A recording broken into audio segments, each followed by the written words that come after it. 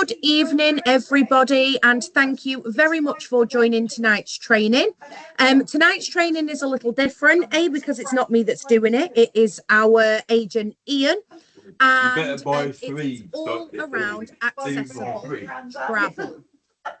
Now, accessible travel is something new, I think, for a lot of us, but it is something that is needed more and more on a daily basis. So I'm going to pass you over to Ian, who is going to begin his presentation.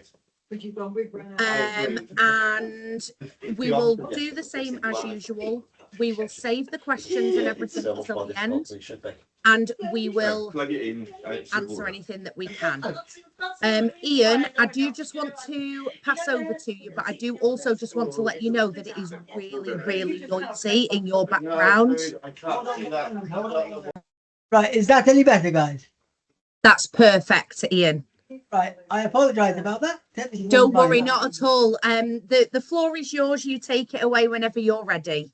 Right, good evening, everybody. First of all, for the benefit of those watching this back, this is our regular Thursday session.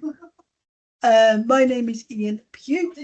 I am from the Wirral in the UK, for those of you that don't know me.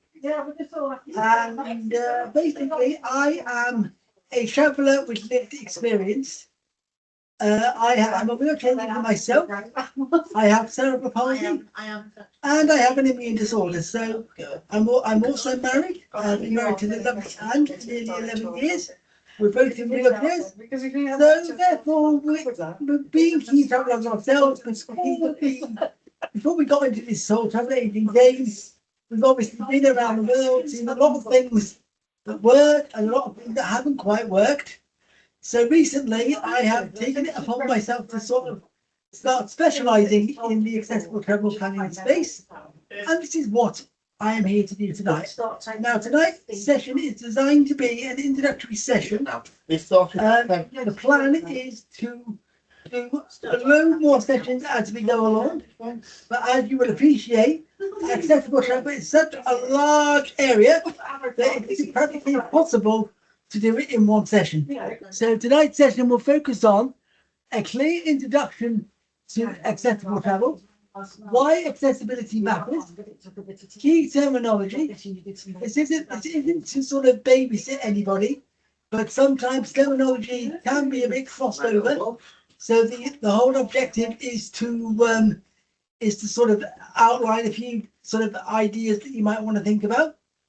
Training routes. So there are one or two sort of let me just respond to this. training things that we have to look at. A very, very basic introduction to some legal frameworks. Some common access barriers. Questions.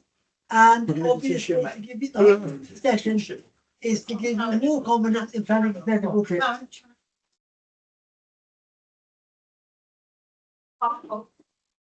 Okay, so first of all, I am going to give you an overview of accessible travel in the UK.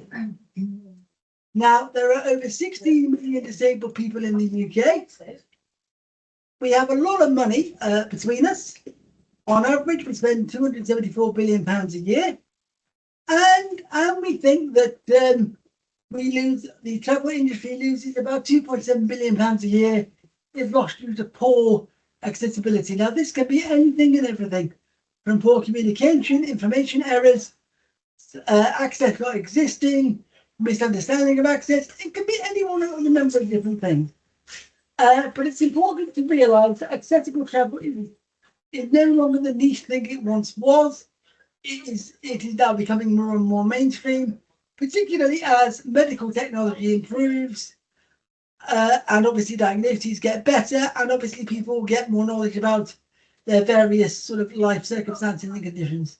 So here are a few things that we always like to say. A lot of these will be common sense to most of you, but as we know, with a lot of things in life, it's so often so simple that we often forget about it.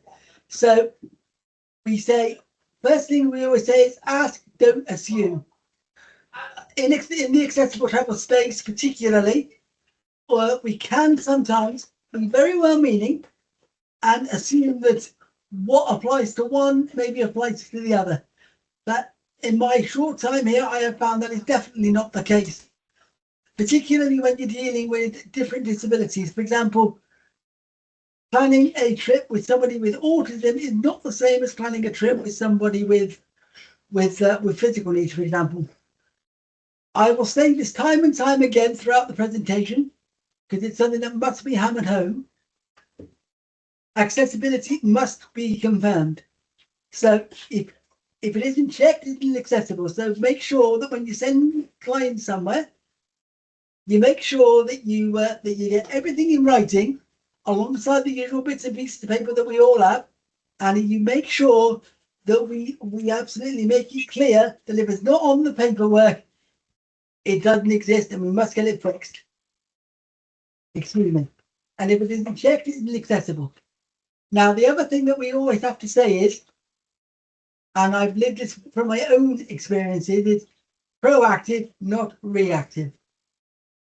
Fortunately, we all fall into the trap of unless something happens to us, we don't think about it. With wheelchair users, we've actually found that it's the other way around, because we have to be. Lived experience has taught us that way. So you have to sort of think about the things that you wouldn't necessarily think about. So I'll give you an example of that. A lot of wheelchair users know, for example, that we all know within the accessible travel space that we all need travel insurance. That is a given. But not many people will necessarily think about wheelchair insurance or PA insurance if we're taking carers with us. Now, obviously, we cannot recommend the providers, we never do for obvious reasons, but it is important that we think about little things like that because often clients forget about it. I will give you an example of exactly what happened to me. I went to Rome, been about 5 years ago now. The holiday was okay. Rome is not the most accessible city in the world, but that's not Rome's fault. We got about 3 days into the trip and my wheelchair broke on me, completely destroyed it. Now you may be thinking, oh, brilliant, insurance. That'll cover that. Wrong.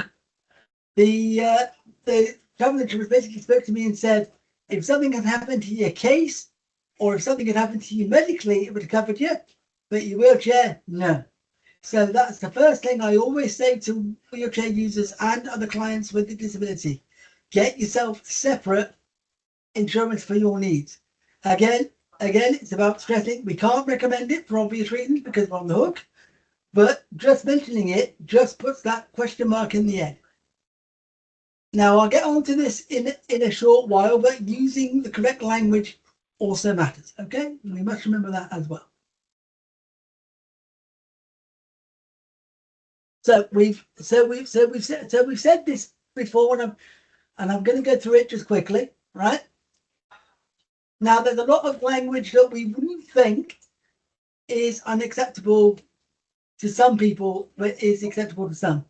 Now, one particular term that I always find rather irritating is the use of the phrase wheelchair bound. This is simply because it implies that we are tied in some way to the chair, and obviously we are not the chair and the chair is not us. A trick I've always learned, and a lot of my friends say the same, is we try and render our disabilities as invisible as possible, because simply because the focus then becomes on the person, not the chair in my case, or their other disability, they've got another disability. Also, may I suggest, we strongly advise, try and avoid suffering from. So unless they have a physical disease like a cancer, because that would be correct, you would not use the term suffers from cerebral palsy, in my case, for example, because I don't suffer from it. It's a medical condition, not a disease. The other one that some people find offensive, it's a bit of a mixed one, depending on your sort of point of view, is special needs. We use a lot of time in education for obvious reasons, but special needs are a bit of a weird one. So I would tend to recommend avoiding that if you can. So what to use instead? Just simple terms like wheelchair user, disabled person, or access needs. Simple as that, not hard. Again, we're not trying to give anybody any lectures, we're not here to police people's language or anything like that. It is purely just to give you an idea so that we can avoid accidental offence. Personally, for me, I am very difficult to offend. In fact, as my wife says, I take a little less offence about things, but there are just some people that will take offence to anything. So we're just trying to cover that eventuality as well. So again, to summarise this slide, ask, don't assume, focus on the person and not the disability. And again, this will come up time and again throughout this presentation. Be clear and honest about your expectations and about the expectations we can offer our clients. Again, something we all know and something that we try to do every day, but it's just something just to keep in our minds. Right. It should be here now. So, Where's my apple? so for me, what is the next step for you guys? Well, most of us will have heard of the special needs at sea for cruises, and some of us have already taken that training, and that focuses on cruise and mobility equipment planning. Obviously, as I've said before, we'll go into a whole different thing about cruises because that's a whole different thing around accessible travel. Very interesting thing, but very different. The sunflower and the disabilities awareness thing, that is also a less well-known thing but useful, but it's more of a general awareness tool. But the one I really want to focus you guys in on is something that we're building in the UK at the moment. It's called Accessible Travel Planners, or ATP for short. Excuse me. Dr. Karen Dwyer, she is the lady that wrote it and authorized it. She basically trained in the United States, and she basically alongside myself, we're working on a whole big thing around accessible travel. And the next slide will tell us a little bit more about it. So yeah, I'll get onto that in a minute because we've got a bit of a slide order. But anyway, I'll move on to the flight legislation bit. So again, this is a quick overview because obviously we're not legal experts, and most of the time we just have to sort of we can help the clients, but we can only do so much. But it's just something that we have to deal with. So we've got the UK regulation 107/2006. This is the one that says rights to free assistance and support at airports. That's the one that most of us have seen and will mostly be aware of it, I would suspect. The Montreal Convention, which was ratified in 1999, is in the process of being updated at the moment, but it provides compensation to a limited basis for damaged mobility equipment. Now, at the moment, I think I need to double check the limits if I'm being absolutely honest, but there is a cap of about £1,500 on each mobility equipment, which is why we also say about wheelchair insurance, because that is why that's there. We've all heard the horror stories about chairs being worth thousands and thousands of pounds and damaged, and they've just been left on the tarmac or whatever it might be. And let's just face it, our wheelchairs are like our cars and our legs. If we lose access to them, we're a bit scuppered. So that's that. Obviously, supporting UK law, the Equalities Act 2010. That basically covers the airports and the booking environments. And we've got to a lesser extent, we've got the CAA Aviation Act 2012, and they go with the enforcement powers. Now these are a little bit, this is a little bit more international US, but we've got the Air Carrier Access Act. That's the US equivalent of legislation, because I know we're saying quite a few of our clients over to the United States. So we've got a few things on the wheelchair users. We've got wheelchair users cannot sit in aisle seats for evacuation reasons. Basically, our right friend health and safety. It basically blocks the emergency exits and whatever else.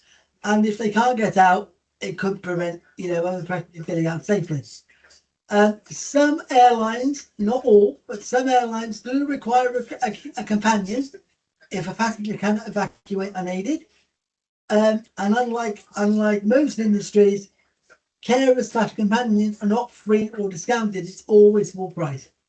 So you need to make that clear to your clients, because I've had that on a few occasions with a couple of clients where they were expecting to get carers for free, and no. Unfortunately, the travel industry hasn't quite caught up with that yet. Not blaming anybody for that. It's just the way it is.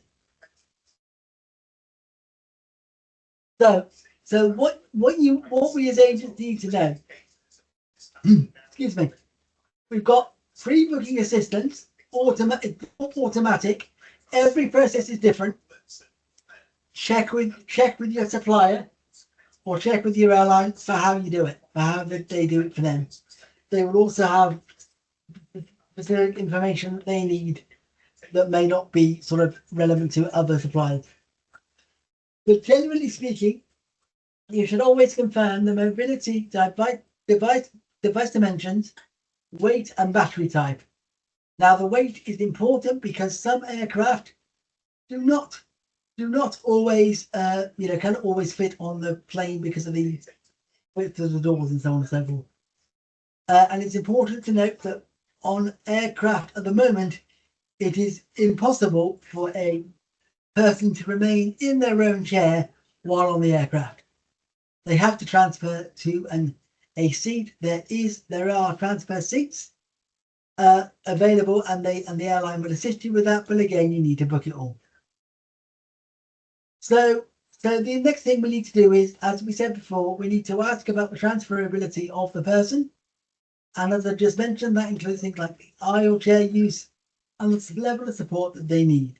Now, it's important to note that these flight attendants will not be able to help with anything that is beyond their normal purview. That is to say, they'll bring a drink around or whatever, but they will not be able to help with things like transfers. They are not trained to do that. They are not allowed to do that. And that is where the companion thing comes in.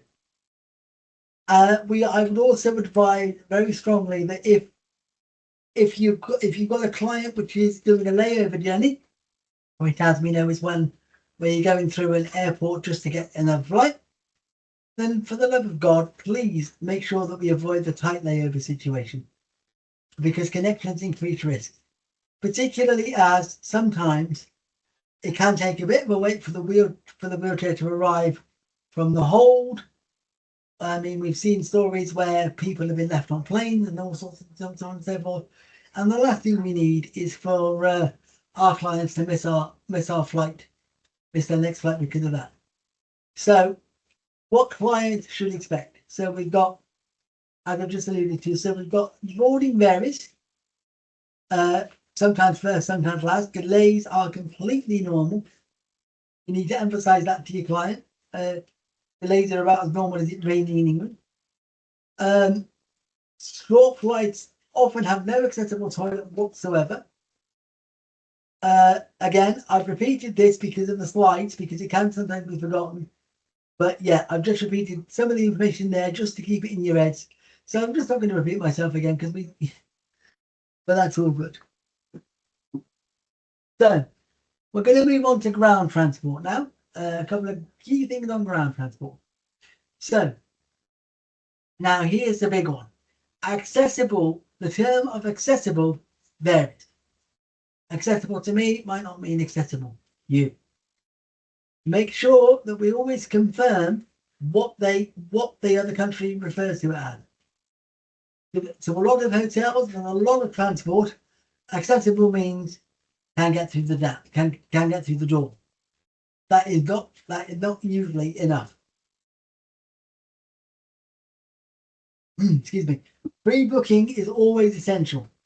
On-demand wheelchair accessible vehicles, or WAAs for short, are rare, particularly in some particular countries. The US is particularly good for it, I'll be honest, because their legislation is on a par with ours, and in some cases is actually slightly ahead. But in general, countries like Italy or Spain, for example, they're slightly less common, so we've just got to watch out for it a bit more. Again, same applies. Pretty much similar applies as what applies with a flight. Confirm whether the client can transfer. Confirm that obviously the wheelchair slash scooter slash electric wheelchair dimensions. Height, width, length. Length is a particular one because length often catches people out. Ensure that space for both equipment and luggage. And ask about ramp, incline, entry type, and the tie down system. Now, what we mean by the tie downs is literally as it sounds. They are literal clamps. They clamp the wheelchair into place, for those of you that don't know what they are. And often, if a chair isn't clamped down, it can cause many problems. I myself have come out of my chair many times because it wasn't secured properly. And they will often pass the blame onto you as in the client, because they weren't told. So they need to make sure that that everything is sorted out in that department. Now, we as agents, we can only make sure that we pass the information on and that we get it in writing. But again, it's important to emphasize that point again. So again, we'll do a whole thing around hotels and accommodation, but just to give you a rough idea, accessible room claims are often unreliable because the hotels will want the booking, and quite frankly, they'll tell you anything that you want to hear in order to, my experience as a traveller tells me they will tell you that anything you want to hear to get the booking. Get details, get it in writing, and if possible, get photos. Check step-free access. Now, step-free, it literally means that there is no steps, no lifts, no nothing. It needs to be completely step-free, completely flat. That's what we mean by that. Door width. Door widths are a good one. Bed height is an important one, because obviously if you've got particularly short client, for example, they will not be able to get onto a high bed. And turning space is a must as well, particularly with the bigger electric chairs. But now, this is the one that we see quite a lot, and that is bathrooms. Bathrooms fail. In the research that we conducted, all of these bathroom types fail most often, and we would always advise to confirm the shower type and grab rails. Grab rails, that's whether it's got a shower seat, that's whether it's got a shower chair. If necessary, you can source the shower chair, and there are suppliers out there that can help you with that. Obviously, some people will need hoists and things, so you need to make sure that if necessary the bed can be swapped for a medical bed if they're hiring a medical bed. Obviously, again, that comes about asking furniture if it can be rearranged. And I've had a few issues in the past with clients where they've said, oh yes, they can get to the room, they can use the room all right, and they can shower fine, but they can't get to, say, the restaurant or the bar or the breakfast area. So, and to them, that wasn't good enough, quite rightly, because they were paying for the whole experience, not just to be able to sleep there. So always make sure that your clients can make the whole use of the hotel. One thing, we usually say that most people are compromised people. We say, look, if you can't access one thing, we're not going to kick off about it, but if you can't access, say, 4 or 5 things, that's when it becomes a bit of a problem. So this is what, here we go. So this is what the Accessible Travel Planners Training does, and this is what I've done specifically. It basically covers customized accessible itineraries. We go through everything on the training that we can think of. It's all about covering every possible scenario and doubling it again. So we focus on dignity, comfort, and reducing barriers. Because I don't believe in barriers personally. Barriers are only things to be moved out of the way. That's the key mantra we set. I would always recommend that. Now in the training, we focus on 4 key populations. That is mobility, sensory, neurodiversity, and general medical needs. And then obviously the core planning areas are, as I've discussed, transport, accommodation, attractions, which again we'll do a whole big thing on, and dining, and there's all a number of different areas we can cover. But again, it's about a strong emphasis on personalization, making the trip personal to the client, and giving them that holiday that they deserve. Because every client is different, every person will be different. Right? There's a strong community aspect to it. In fact, it's how I got into the whole space in the first place. I met a lovely lady called Amber Lee, who became one of my sponsors, and she basically introduced me to the whole thing. And then obviously we got talking in the community. We tend to knowledge share a lot in the community as well. We sort of, particularly with complex cases, we much like we do here on a day-to-day basis, we sort of provide support for each other. An example of the best practice, and particularly when we're sort of new to either an area or a space. I am part of this community, and I will be one of the UK leads. I'm presently one of the only ones in the UK, and they're very much hoping that I will take the lead on it, and I will be more than happy to help anybody that wants to qualify in this, should they want to, obviously. So again, not a lecture, just a few sort of tips. Ask, don't assume. Check everything. Again, rooms, transport, equipment, rules, and then check it again. I always say, assume nothing, and then you can't go far wrong. Use clear, respectful language. Get photos in written communication. Build extra time into any part of the itinerary that you can, particularly if you're thinking about somebody that might need regular breaks or have carers with them. And be honest about the limitations. And obviously the don'ts, again, most of this will be common sense, but it's got to be one of those that we've got to say it, because there's always one person that will slip up somewhere unintentionally. And that is to say, don't rely on accessible claims without proof. Don't guess wheelchair or equipment dimensions. Don't speak to the traveller. Listen first. Don't use outdated terms. And don't assume that airports or hotels all follow the same rules. So honesty and realistic expectations. So good planning means being upfront.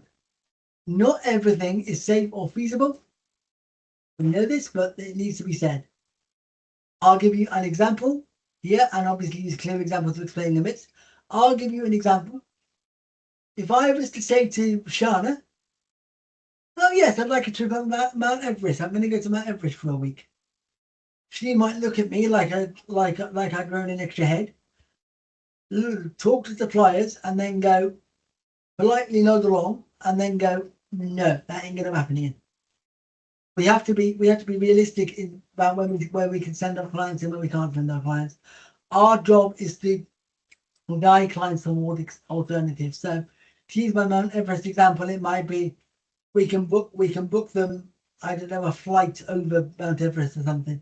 So we'd find something that they could do instead. So not to be negative, but to be honest. But they make sure they still get something that they want to do. Because I always say that nothing's impossible, but it just sometimes it requires a bit of lateral thinking.